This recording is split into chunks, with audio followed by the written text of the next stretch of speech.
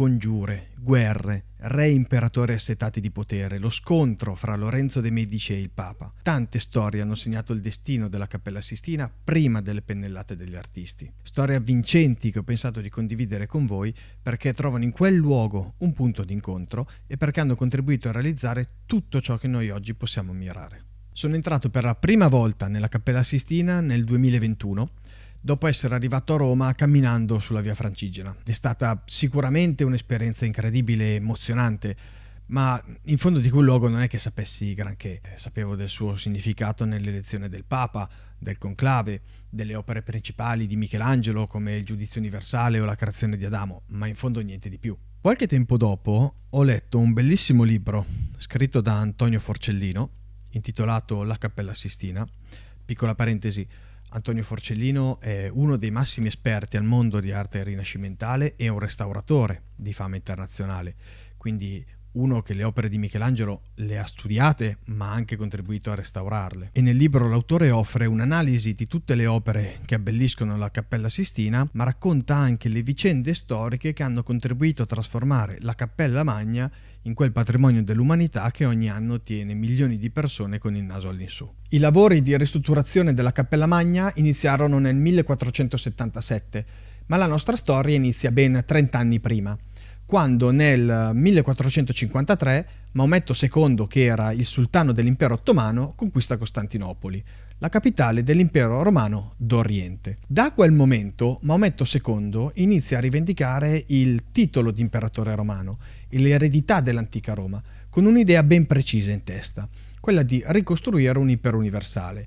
quindi arrivare a comandare su tutto il mondo conosciuto. Allora, a noi può sembrare assurdo che il sultano dell'impero ottomano arrivi a rivendicare il titolo di imperatore romano, ma così non era per i suoi contemporanei. Chi sedeva sul trono di Costantinopoli e quindi dell'impero romano d'Oriente era considerato tradizionalmente come l'erede dei Cesari, tanto che Papa Pio II arrivò ad offrire il titolo di imperatore romano a Maometto II, a patto che si convertisse al cristianesimo, ma il sultano alla fine rispose picche. Facciamo ora un salto in avanti di quasi 30 anni, quando nel luglio del 1480 gli ottomani sbarcano in Puglia a Otranto e la conquistano. Quindi Maometto II, dopo anni a rivendicare il titolo di imperatore romano, sembra intenzionato ad andare a prendersi la città da cui tutto era partito, Roma. La massima autorità a Roma era il Papa, e alla guida dello Stato della Chiesa nel 1480 c'era Papa Sisto IV, e qua il nome qualcosa dovrebbe iniziare a suggerirvi,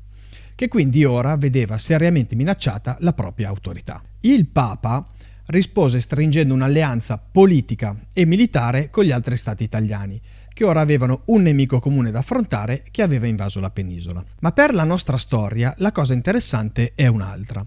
Sisto IV, infatti, si giocò anche la carta di uno degli strumenti tradizionalmente a disposizione del potere, ovvero la propaganda. E all'epoca il media per eccellenza era l'arte, era la pittura. Abbiamo detto che i lavori iniziarono nel 1477 e nel 1481 la cappella era finalmente pronta per essere decorata. L'idea del Papa era semplice: le pareti dovevano diventare il manifesto che spiegasse al mondo intero la legittimità del potere del Papa e il suo legame con la città di Roma. Per realizzare questa visione era necessario rivolgersi ai migliori pittori in circolazione, ed è qui che entra in gioco un nuovo personaggio, Lorenzo de' Medici, il Magnifico, perché è alla sua corte che lavoravano quasi tutti i più grandi artisti dell'epoca. I Medici erano da decenni banchieri del Papa, quindi si potrebbe pensare che a Sisto IV sarebbe bastato chiedere a Lorenzo de' Medici di inviargli a Roma i suoi migliori artisti.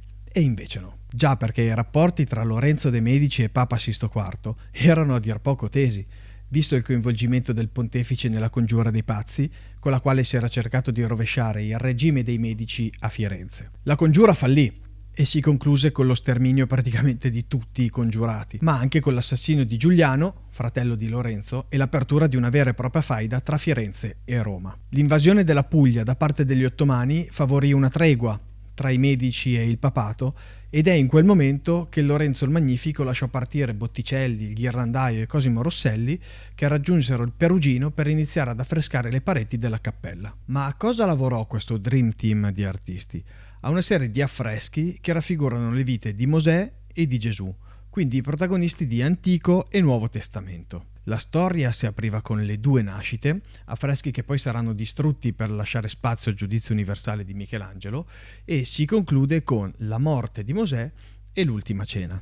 Immaginando di essere nella Cappella Sistina, dando le spalle al giudizio universale, sulla destra troviamo la storia di Mosè e sulla sinistra quella di Gesù, esattamente una di fronte all'altra. Con gli affreschi e con questo parallelismo, il Papa sta dicendo al mondo, uno, che il cristianesimo è l'unico erede dell'Antico Testamento, cosa non da poco se consideriamo come questo fosse un testo di riferimento anche per altre religioni. Due, che il Papa è il punto di arrivo di una tradizione che inizia con Mosè e porta direttamente a Roma, passando prima da Gesù e poi da San Pietro. Tutto questo è sintetizzato perfettamente nell'affresco conosciuto come la consegna delle chiavi, dove Gesù consegna le chiavi del Regno dei Cieli a San Pietro. Quindi, mentre conferisce a quest'ultimo i poteri, contemporaneamente legittima l'autorità dei pontefici, che di Pietro sono i successori. Il legame tra legittimità del potere spirituale, Papa e Roma, lo si ricava guardando lo sfondo, dove troviamo l'arco di Costantino, cioè lo stesso arco che possiamo ammirare oggi di fianco al Colosseo. Ma non è questo l'unico riferimento a Roma, perché guardando anche agli altri affreschi possiamo vedere diverse architetture tuttora esistenti come il Pantheon o il Colosseo stesso. I lavori terminarono meno di un anno dopo, nel 1482, ma come sappiamo la storia della Cappella Sistina non finisce qui. Già perché ad affiancare il Papa in quest'opera c'era il giovane nipote Giuliano della Rovere, il futuro Papa Giulio II, che per affrescare la volta della cappella chiamerà Michelangelo. Affrescate le pareti e affrescata la volta, sarà un altro Papa a continuare i lavori, affidando allo stesso Michelangelo la realizzazione del giudizio universale. E il Papa in questione, Clemente VII, figlio di quel Giuliano de' Medici assassinato durante la congiura dei pazzi, congiura a cui contribuì Papa Sisto IV, Papa che, come abbiamo visto, diede il via ai lavori nella Cappella Sistina.